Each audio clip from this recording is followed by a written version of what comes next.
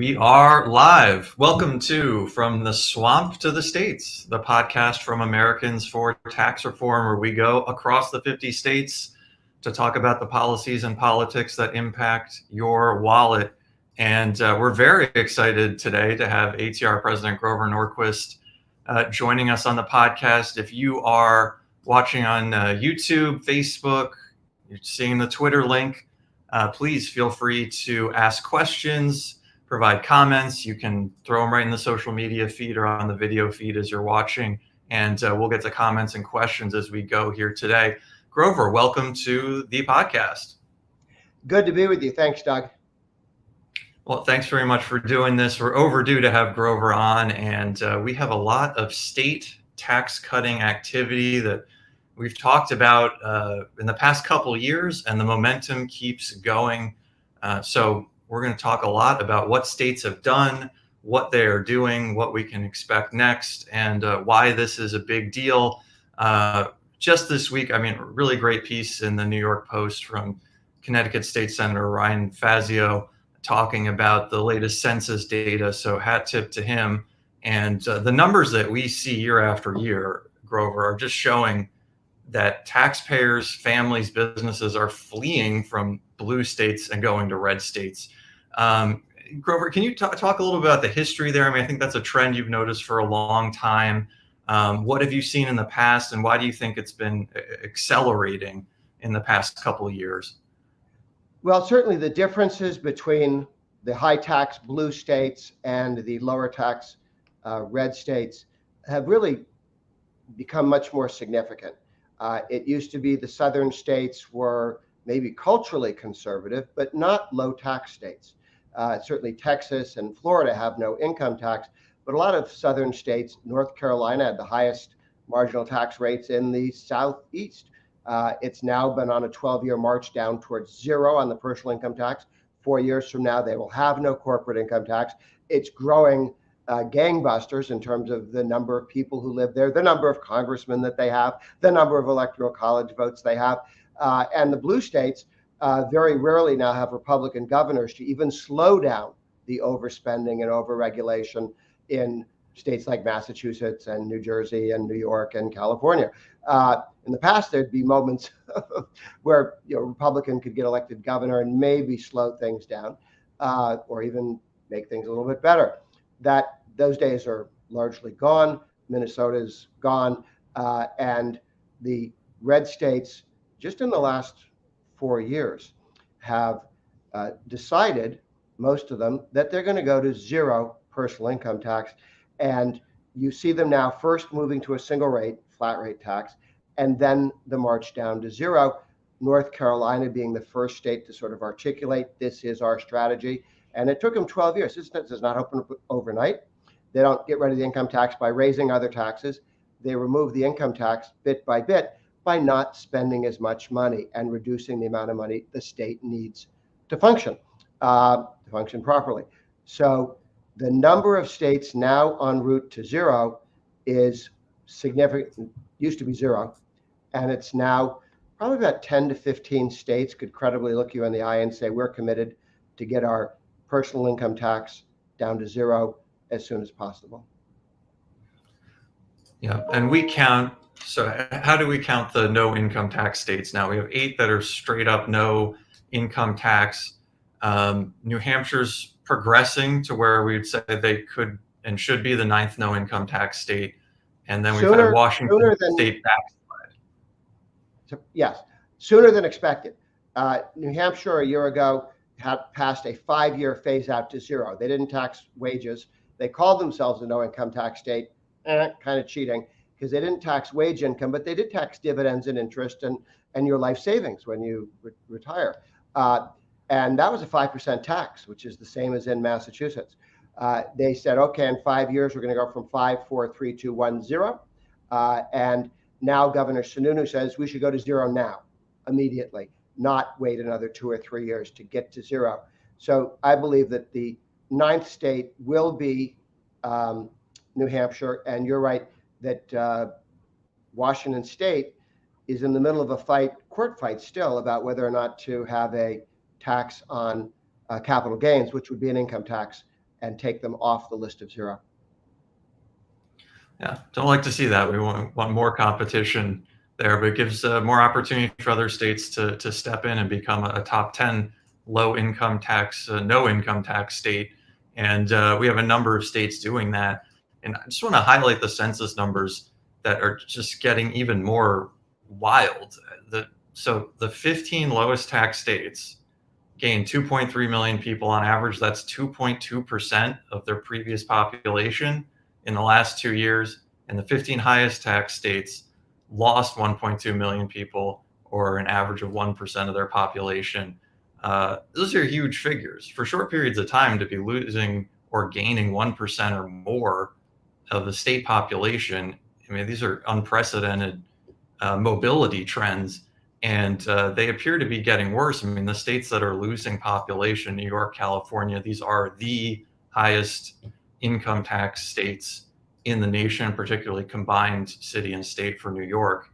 And they're just hemorrhaging people, losing congressional seats in New York. And they show no signs of slowing down. And yet we see the red states picking up the competition here. Grover, what's your perspective on that? It really does seem like there's a trend that Republican-led states are permanently cutting taxes, and Democrat states are almost never doing so. What's your thought on that? And are there Democrat-led states that are going to catch up at this point?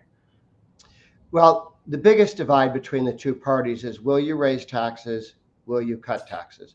No Republican state will raise taxes. No Democrat state will permanently cut taxes. And that's the challenge the Democrats have. They've gone now, a whole bunch of money, COVID supposed money from Biden, was thrown at the states with no game plan, no reason, just cash. And states didn't know what to do with it. A number of Republican states began the process of paying for one-time projects like a building or a road, or paying down debt, or making sure their pensions didn't fall apart. But Republicans have largely not taken that money and spent it as if it was annual income, which is what New York and California are doing. They've got all this lovely cash from Washington. They thought it was coming forever, even though you knew it wasn't. They acted as if they thought it was going to come forever. And where they have had too much money and it was embarrassing, had to do something, they would give it back to people in checks, not tax cuts, spending, checks. Everybody gets $500. Everybody gets $400. What that does is it changes no incentives to anything. Whereas if you cut the corporate income tax or the personal income tax by the same amount of money, that's a tax cut every year, not 1 year. And it means people are willing to invest in your state, move to your state, stay living in your state. When they graduate from college, don't leave, they stay, because there are jobs and opportunities coming because lower taxes. Spending a bunch of money today doesn't bring any jobs or opportunities into a state or factories or investment. Absolutely. And you mentioned the COVID money. I mean, the mishandling from a couple of states that I cover for our state team in New Jersey and New York, just as one example. I mean, these states get a bunch of federal money. They have depleted unemployment insurance trust funds because they spent a bunch of extra money during the pandemic. And then for whatever reason, it's either incompetence or spite, they don't use the relief money to fill that hole. And so what these states' businesses are facing now is they'll have automatic significant payroll tax increases to forcibly fill that gap. I mean, that's just an unforced error that I can't explain, honestly. It's unbelievable that this is happening. And these businesses, which are already getting hammered, are going to face that kind of tax increase. And that's the kind of mismanagement that's going to drive them to shut down or leave. I mean, what other outcome could we expect there?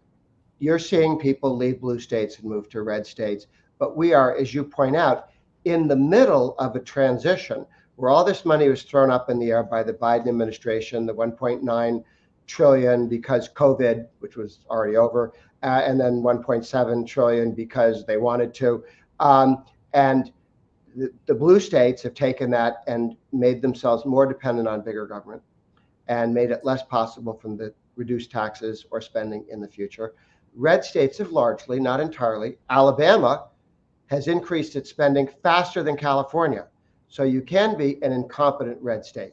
Alabama has been for the last several years, outspending California in terms of the percentage growth of their government spending. Everybody else around Alabama and the other red states have been moving in the opposite direction. And Alabama and the blue states are going to be left further in the dust because they didn't take this advantage of all this money that was thrown at them and fix problems. They've decided to create future problems with them. But over the next 10 years, we're looking at least 10 states that are on the march to zero personal income tax. To give you a quick rundown, North Dakota, the House just voted last night, I believe, to phase their income tax down to a 1.5% flat rate tax. And then the governor and the legislature has made it clear they then want to go to zero. Kentucky has passed a 10 or 12 year phase down to zero, passed by both houses, overrode the Democrat governor's veto. North Carolina has been phasing down for 12 years and is getting towards the end when they will 4 years from now have no corporate income tax, and the next 6 or 7 years they'll be at zero on the personal income tax as well. South Carolina has announced they're going to zero. They went from 7 to 6. They had one legislator who stood in the way, and he passed away the other year, and now they've begun the march down to zero. Even the Democrat who ran for governor in South Carolina said, we're going to go to zero because we're sitting between Florida and North Carolina, and we can't have this high income tax. We got to go to zero with the others. We're looking now at Arizona, which went from 4.5 down to 2.5, and then they're planning to go to zero. They need to get a Republican governor to go with their Republican legislature to do that. Utah has begun the process of reducing their then 5% income tax down, maintaining the flat rate they have, and just keep bringing that down. Nebraska had a significant tax cut, moving towards a flat rate. Iowa, 8.6 down to 3.9 over a 4-year period. And then Governor Reynolds and the state legislative leaders, both Jack Whitver in the Senate and Grassley in the House, have all committed to go to zero from there. This map that people are looking at has some of the numbers as to where they are on the personal income tax and bringing it down. So we're also looking at Mississippi, which is announced both the governor, the speaker have announced they're going down to zero. They took a significant rate step to a single rate tax, and then they want to go to zero from there. As you mentioned, New Hampshire will be at zero maybe this year, or at least in the next 2 or 3 years if they don't get it this year. West Virginia, the governor and the House of Representatives want to take the income tax in half, down by 50% over 3 years. The Senate's balking. They want to do something else. They want to spend some of the money, but I think you'll see something closer to 50% than to 15 as a cut there as they move forward. Governor of Virginia wants to phase the income tax down to zero, as does the governor of Oklahoma. And in Arkansas, Huckabee, daughter of former governor, Trump's press secretary, she got elected on saying we're going to phase the income tax down to zero here. Kansas is phasing down to a single rate tax. They passed it through the House last night and Senate coming up. So these are states that are really moving forward on the effort to get down towards zero, first to a single rate tax and then to zero. There are 8 states. You did a trip to, did we mention West Virginia? You had a trip out there to work with the governor on. I met with the governor and the legislative leadership as well. Governor wants to go to they all want to go to zero. Everybody says that. The governor wants to get 15 down by half in 3 years. So does the House. The Senate wants like a 15% cut in 3 years. I think it'll be something closer to the 50 than 15, but all in the direction of single rate tax and then to zero. That's very important. And we have our fancy, fun tax map up alongside us now, so folks can see on the map what Grover's talking about, where states are making progress.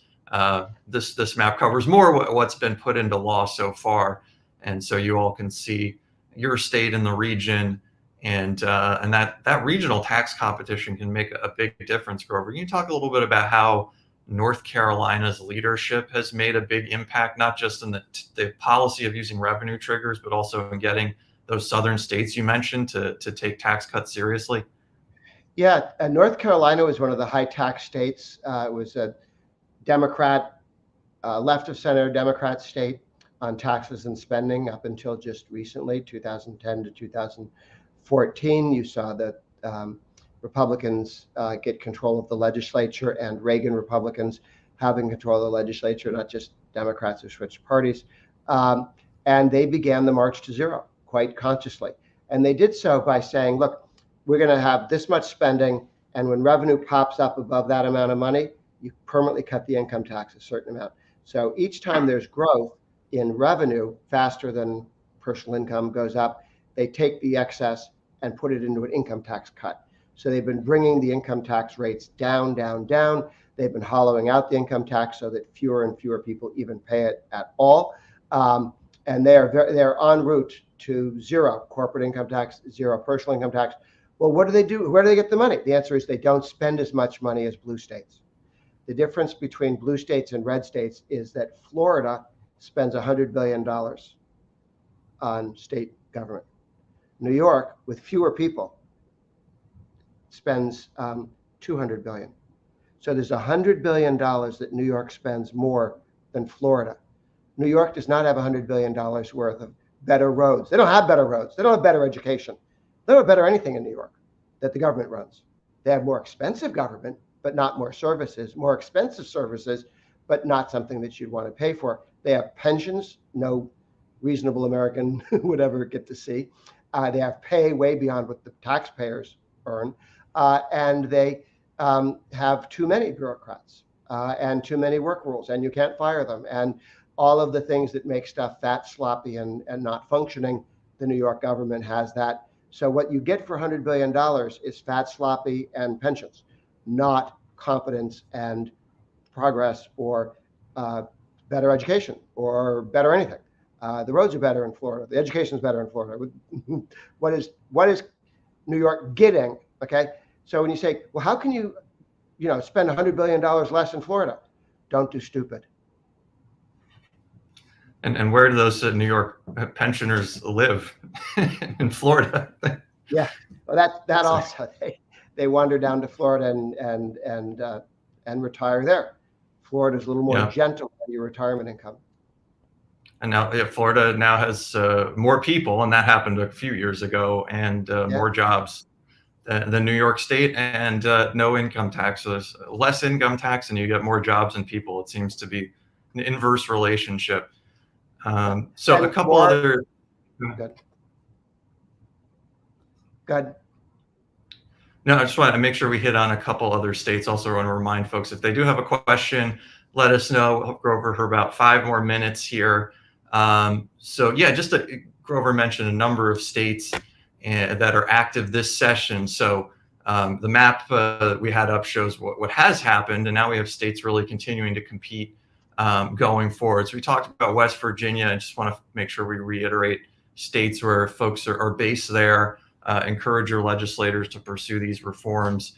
We have Ohio. We have 2 Republican factions in the House, both of which are supporting going to a flat rate tax of either 2.75% or 2.5%, and working to continue to phase down the income tax. So that's exciting. Senate's been committed there. Nebraska working on big tax cuts. Grover mentioned North Dakota, where the Senate will now have their income tax reform bills, and we'll have to be encouraged to move those forward. And Grover, you said Kansas, the bill passed the House and is in the Senate, correct? Yes. Well, so if Kansas there, and then Oklahoma, Governor Stitt wants to start with a 3.99% flat tax, which would be a significant rate reduction from the 4.75% top rate they have now. How are things looking in Arkansas? You mentioned that Governor Huckabee Sanders wants to go to a flat rate and eliminate the income tax. What's progress looking like there? I was just talking to David Ray, one of the representatives who leads the Taxpayer Protection Caucus in the state.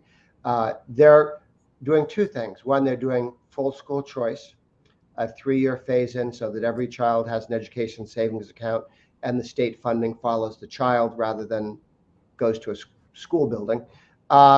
And that's going to dramatically improve the education opportunities that children have, students have in Arkansas. And they're also looking to go to zero on the income tax. They brought the income tax down a bit under Asa Hutchinson as he was leaving. And now the governor is committed to going to a zero income tax rate for the state. And I think that they'll be well on the road to get there at the end of this year. That would be great. And also shout out to Representative Ray for backing a bill that passed to ban local income taxes. So that's an entire other topic, but we have states with too many local income taxes, so banning them is a huge success. Well, 17 states have local income taxes. The others don't. So if you're a legislator or a taxpayer in a state that doesn't have local income taxes, pass a law to forbid it. Because what they had in Arkansas, we had a law that said if you want one, you can have one. Nobody did, but it could just sit out there, and any year you could get whacked by that. So they said, okay, not happening. The state forbids local governments from taxing the income of their citizens. The other states that don't yet have local income taxes should act quickly to do what Arkansas did. Absolutely. Well, we need to get that list of states who should do that before it's too late around. And also just to plug Montana, Connecticut, rare Democrat-controlled state, going for a permanent income tax cut in the middle brackets, and then Virginia, which Grover talked about, working on more income tax cuts there under Governor Youngkin. So great progress there, and hope folks who are watching will get engaged in their states. I think we had 1 or 2 questions before we have to let Grover go. Maryland is a lost cause, right? Well, I don't know if we want to say anything's a lost cause, but Grover, what are your thoughts on Maryland? No state is a complete lost cause. Some states serve as bad examples, Maryland, California, New York. But the growing gap, not just on income taxes, but on educational choice. Now, if you leave Florida, if you leave Maryland and move to a red state, you'll have not only zero personal income tax or be on the route to zero income tax, you're also looking at a state where you'll have choice of where you send your kids to school, whether it's a private school, a public school, which of the public schools, homeschool, charter schools, whatever you want, and the state contribution to pay for that travels with you and your child. So there are now 2 big reasons to flee blue states and move to red states: lower taxes and educational choice. Parents make decisions on how to educate their children. Yeah, great point. Yeah, Maryland, a very geographically pretty state, but government's a little ugly these days. But we will keep working on it. And to that, just to follow up on that before we let you go, the blue states, we're pointing out that they're having problems and they're well earned. At some point, and very soon, we're looking at states like New York and California already having budget deficits. They're going to have a huge fiscal calamity. What do you see happening then when these guys wake up and realize they don't have the money to keep spending? What's the next step? Well, as long as we don't have a president who'll bail them out, they will have to reform. This happened, the tax revolt of 1978 happened in California, and then in 1980 in Massachusetts. And in both of those states, taxes were dramatically reduced and the growth of government slowed for quite some time as a result of the tax revolt. And property taxes in California have been low ever since.